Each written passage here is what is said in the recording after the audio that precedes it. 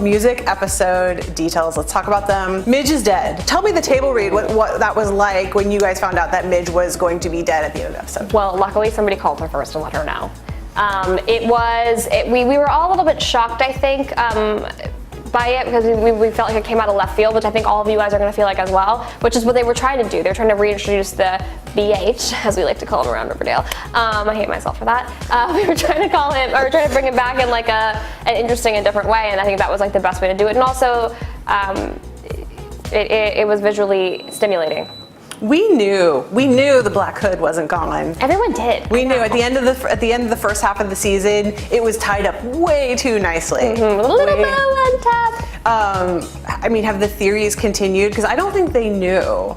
The writers knew who the Black Hood was. I feel like I've read an article where... So I've heard different things. It's weird because when the season first started, they were like positive about one person, and then halfway through the season, I guess they shifted, but they had kind of set it up so it could be like any number of like these certain people, and now they've kind of got their sights set on like who it is, whatever. I'm not gonna give anything away. Yeah.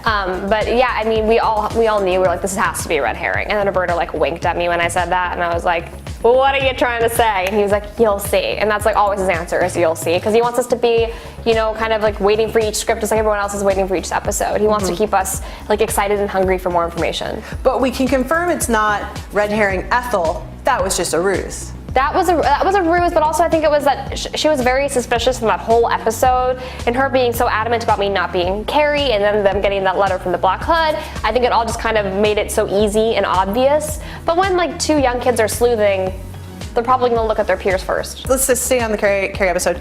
What was the worst part of filming that? I feel like there was no worst part for me. I don't know, is that like cheesy to say? I'm a dancer by nature, so I loved that part, and I didn't even get to dance that much. I'm also a singer by trade, so it was like I loved it. It was me kind of combining all of my worlds into one, and I genuinely enjoyed thoroughly every single moment of it. People had to wear flares. I didn't have to do any of that. I didn't have to wear flares, so I was like, I was still wearing Cheryl clothes. I was like living my best life. That's awesome. I had a lot of fun. That's awesome. Are you guys already pitching your boss musical suggestions for next season? I have a sit down with him on Friday, so let's see what happens. I usually tend to blurt out things I shouldn't all the time, so. If you could pick a musical that they would do next season, what would you like it to be? Sweeney Todd. Okay. Would be amazing.